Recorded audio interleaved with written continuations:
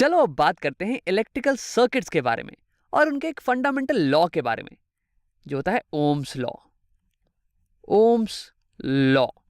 अब देखो, Ohm's law किसी भी सर्किट के अंदर के वोल्टेज और उसमें बहने वाली करंट, इन दोनों को रिलेट करता है। ओम्स लॉ वोल्टेज, जिसे हम डिनोट करते हैं कैपिटल वी से, और करंट, इन दोनों को रिलेट करता है। करंट, इसे हम डिनोट करते हैं कैपिटल लेटर आई से। अब तुम सोच रहे होगे कि यहाँ पे कैपिटल लेटर सी का इस्तेमाल क्यों नहीं किया गया। तो देखो, सी का इस्तेमाल तो हम कूलॉम के लिए कर चुके थे ना, चार्जेस को डिनोट करने के लिए, तो इसलिए यहाँ पे हमें आई का इस्तेमाल करना पड़ रहा है। तो हाँ, ओम्स लॉ इन दोनों ही टर्म्स को रिलेट करता है और इस रिलेशन में मदद करता है ओम्स लॉ की एक नया टर्म, जिसे हम कहते हैं रेजिस्टेंस। रेजिस्टेंस, और इसे हम डिनोट करते हैं कैपिटल लेटर आर के साथ। तो अगर मैं तुम्हें जल्दी से दिखाऊं कि इन तीनों में रिलेशनशिप क्या है, ओम्स लॉ आखिरकार है क्या, तो ये एक बहुत ही सिंपल सा मैथमेटिकल इक्वेशन है। ये कहता है कि V, जो कि है वोल्टेज, ये बराबर होने वाला है current I into resistance R के। अब अगर तुम दोनों साइड R से डिवाइड कर दो तो तुम्हारे पास करंट की वैल्यू आ जाने वाली है। I is equal to voltage V divide by resistance R। अब आओ एक एनालॉजी, एक एग्जाम्पल, इनकी मदद से हम इन तीनों चीज़ों की मीनिंग के बारे में समझते हैं। तो मेरे पास यहाँ पे एक कंटेनर है जिसमें मैंने कुछ पानी भर रखा है। अब देखो, ये एक परफेक्ट एग्जाम्पल है नहीं, ये हर जगह पे फिट नहीं बैठने वाला है, लेकिन यहाँ पे इसकी मदद से मैं इनके बारे में अच्छे से समझ सकता हूँ। तो देखो, यहाँ पे टॉप में जो पानी होने वाला है, इसके पास होने वाली है हाई पोटेंशियल एनर्जी।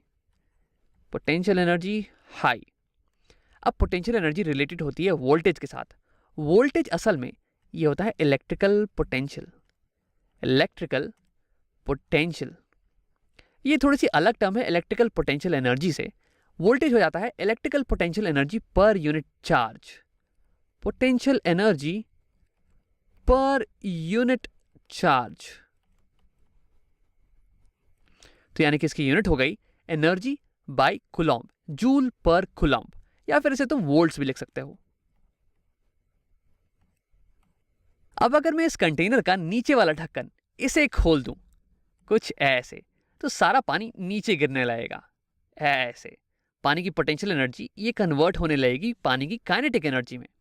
अब अगर तुम एक पार्ट पे फोकस करो, इस क्रॉस सेक्शन पे, और ये पता लगाने की कोशिश करो कि कितना पानी इस पार्ट को क्रॉस कर जा रहा है पर सेकेंड, पर यूनिट टाइम, तो तुम्हें पता चल जाएगा वाटर करंट। वाटर करंट कितनी तेज है, और वैसे ही हम निकालते हैं इलेक्ट्रिकल करंट।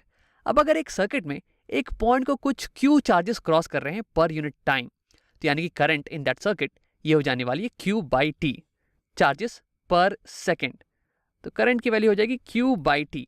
तो इसके यूनिट हो गए, Q की यूनिट हो जाएगी कूलॉम्ब और T की यूनिट होगी सेकेंड, यानी कि कूलॉम्ब पर सेकेंड, या फिर इसे तुम एम्पियर भी लिख सकते हो, एम्पियर। तो यानी कि करंट ये होती है कि कितने चार्ज एक सर्किट में एक पॉइंट को क्रॉस कर रहे हैं पर यूनिट टाइम या फिर पर सेकेंड।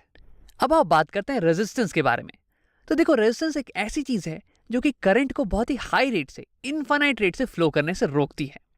अब अगर इसी चीज को मैं पानी के एग्जांपल से समझाऊं, तो कोई ऐसी चीज जो कि पानी के फ्लो को धीरे कर दे, इम्पीड कर दे। इम्पीड करना मतलब कि कुछ बाधा उत्पन्न करना। तो अगर कोई ऐसी चीज जो कि पानी के फ्लो को इम्पीड कर देना, तो उसे हम कह देंगे रेजिस्टेंस। जैसे कि इस बार मेरे पास एक ऐसी ट्यूब है जो कि बीच से पतली है। अब देखो, इस बार भी मैं अगर लिड को हटाऊंगा, ऐसे लिड को मैंने हटा दिया, तो पानी नीचे गिरना चालू हो जाएगा। पानी की सारी पोटेंशियल एनर्जी जो कि सिमिलर है वोल्टेज के, वो कन्वर्ट होना चालू कर जाएगी काइनेटिक एनर्जी में। लेकिन इस बार अगर तुम कोई सा भी क्रॉस सेक्शन ले लो, ये क्रॉस सेक्शन या फिर यहाँ का कोई क्रॉस सेक्शन, और इसके अक्रॉस पता करने की कोशिश करो कि कितना पानी फ्लो कर रहा है per unit time, per unit second, तो ये अब कम आने वाला है पिछले वाले केस से। और ऐसा इसलिए क्योंकि बीच में देखो, ये ट्यूब ये नैरो हो गई है, ये पतली हो गई है, तो इसलिए पानी का फ्लो ये थोड़ा धीरे हो गया है। तो ये जो पतलापन है ना, यही सिमिलर है रेजिस्टेंस के। तो रेजिस्टेंस होता है how much charge flow impeded, कितनी बाधा उत्पन्न हुई है चार्ज के फ्लो में। अब देखो, रेजिस्टेंस की यूनिट ये हो जाती है ओम के बराबर। ओम, इसे हम कहते हैं ओम, और इसे हम रिप्रेजेंट करते हैं ग्रीक सिंबल ओमेगा से। अब यहाँ पे तो हमने समझ लिया है वोल्टेज, करंट और रेजिस्टेंस के बारे में एक एनालॉजी की मदद से, एक एग्जाम्पल की मदद से। अब हम इनके बारे में समझते हैं सर्किट्स की मदद से। तो मैं बनाने वाला हूँ एक सर्किट डायग्राम, और सबसे पहले मैं बनाऊंगा एक बैटरी के सिंबल को। तो ये होता है बैटरी का सिंबल, एक छोटी लाइन और फिर एक बड़ी लाइन। अब देखो, कन्वेंशन हमारा ये कहता है कि छोटी लाइन ये रिप्रेजेंट करती है नेगेटिव टर्मिनल ऑफ बैटरी को, और बड़ी लाइन ये रिप्रेजेंट करती है पॉजिटिव टर्मिनल ऑफ बैटरी को। अब बचपन में मुझे ये याद करने में बहुत ही कठिनाई होती थी कि कौन सी लाइन कौन से टर्मिनल को रिप्रेजेंट करती है। तो मैंने ऐसे याद करना सीखा कि पॉजिटिव नंबर बड़ा होता है नेगेटिव नंबर से, तो पॉजिटिव टर्मिनल की लाइन ये बड़ी होनी चाहिए नेगेटिव टर्मिनल की लाइन से। अब देखो, इस बैटरी की होने वाली कुछ ना कुछ वोल्टेज, मान लेते हैं कि इसकी वोल्टेज ये कुछ है 16 वोल्ट्स के बराबर, 16 वोल्ट्स। अब इसका मतलब ये हुआ कि पर कूलम्ब ऑफ चार्ज के पास 16 जूल की एनर्जी है। तो मान लो कि मेरे पास नेगेटिव टर्मिनल पे कुछ इलेक्ट्रॉन्स हैं, इतने इलेक्ट्रॉन्स जितने कि 1 कूलम्ब ऑफ चार्ज में होने चाहिए। तो इनकी टोटल एनर्जी ये हो जाने वाली है 16 जूल के बराबर। और अगर मैं एक पाथ प्रोवाइड कर दूं नेगेटिव और पॉजिटिव टर्मिनल के बीच में, तो ये सारे इलेक्ट्रॉन्स 16 जूल की एनर्जी को खर्च करके यहां से यहां पहुंच जाने वाले हैं। अब मान लेते हैं कि हमारी सर्किट कंप्लीट नहीं है, ये ओपन सर्किट है कुछ ऐसी, तो कोई भी करंट नहीं फ्लो करने वाला है, कोई चार्जेस ट्रैवल नहीं करने वाले हैं। ये बिल्कुल ही सिमिलर केस है एक क्लोज्ड कंटेनर के। क्लोज कंटेनर में पानी बिल्कुल भी फ्लो नहीं कर रहा था, और यहाँ भी चार्ज बिल्कुल भी फ्लो नहीं करेगा। लेकिन जैसे ही मैं सर्किट को कंप्लीट कर दूं, तो वैसे ही इलेक्ट्रॉन्स इस नेगेटिव टर्मिनल से निकल के पॉजिटिव के टुवर्ड्स मूव करने लगेंगे।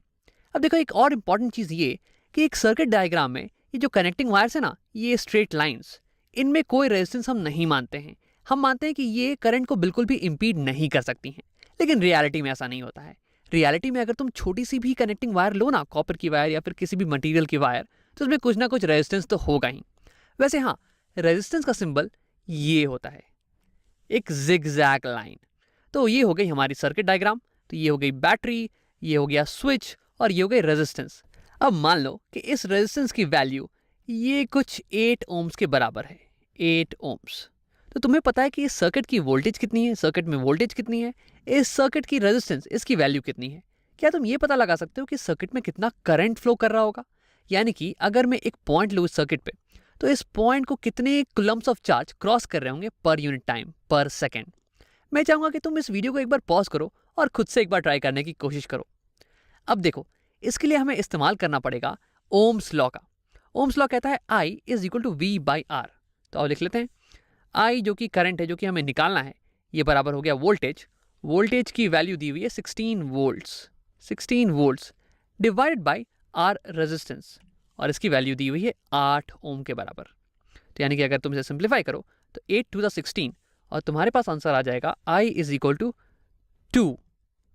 यानी कि 2 कूलम्ब ऑफ चार्ज फ्लो कर रहे हैं एक पॉइंट के अक्रॉस पर यूनिट टाइम, पर सेकेंड। तो करंट की यूनिट हो जाने वाली है कूलम्ब पर सेकेंड, या फिर इसे तुम एम्पियर भी लिख सकते हो।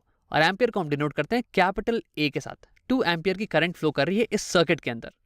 अब एक और इंपॉर्टेंट चीज ये कि इस सर्किट में अगर तुम कोई सा भी पॉइंट लो, ये पॉइंट या फिर ये पॉइंट या फिर ये पॉइंट, तो हर जगह पे सेम करंट का मेजरमेंट आने वाला है। हर एक पॉइंट को 2 कूलम्ब ऑफ चार्ज क्रॉस करने वाले हैं पर सेकेंड।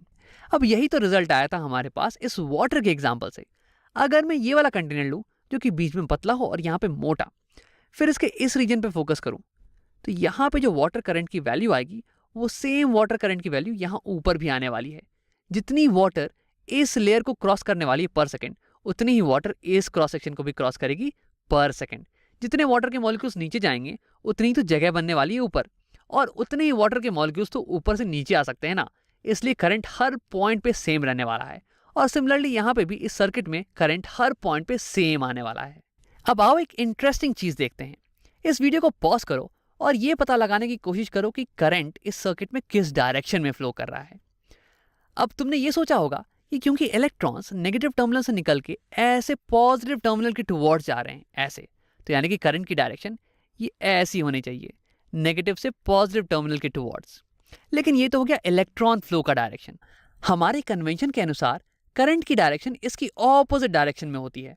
हम मानते हैं कि करंट ये पॉजिटिव टर्मिनल से नेगेटिव टर्मिनल की तरफ जा रहा होगा, और इसको मानने के कुछ हिस्टोरिकल रीजंस हैं। जब बेंजामिन फ्रैंकलिन सर्किट्स के बारे में स्टडी कर रहे थे तो उन्हें इलेक्ट्रॉन्स और इलेक्ट्रॉन फ्लो की डायरेक्शन के बारे में कुछ भी पता नहीं था, क्योंकि इलेक्ट्रॉन्स की डिस्कवरी होने वाली है उनसे कुछ 150 साल बाद में। तो उन्हें बस ये पता था कि दो टाइप के चार्जेस होते हैं। उन्होंने एक का नाम नेगेटिव डाल दिया और एक का नाम पॉजिटिव, और उन्होंने ये मान लिया कि पॉजिटिव चार्जेस पॉजिटिव टर्मिनल से निकल के नेगेटिव टर्मिनल की तरफ जा रहे हैं, और इसलिए उनकी जो करंट थी ना, करंट की डायरेक्शन, वो हो गई ऑपोजिट डायरेक्शन में। ये ऑपोजिट डायरेक्शन में। हाँ, वो तो हमें आज पता चल रहा है कि इलेक्ट्रॉन्स निकल रहे हैं नेगेटिव से और पॉजिटिव की तरफ जा रहे हैं, लेकिन आज भी हम इसी कन्वेंशन का फॉलो करते हैं। हम मानते हैं कि करंट पॉजिटिव टर्मिनल से नेगेटिव टर्मिनल की तरफ जा रही है। अब आओ एक बार रीकैप कर लेते हैं। हमने वोल्टेज, करंट और रेजिस्टेंस, इन तीनों के बारे में समझ लिया एक एग्जाम्पल की मदद से, एक एनालॉजी की मदद से। फिर हमने इन तीनों को रिलेट कर दिया ओम्स लॉ की मदद से, V is equal to I R या फिर I is equal to V by R. फिर हमने एक सर्किट डायग्राम बना के ये भी देख लिया कि कन्वेंशनल करंट की डायरेक्शन क्या होती है, और ये होती है पॉजिटिव टर्मिनल से नेगेटिव टर्मिनल की तरफ।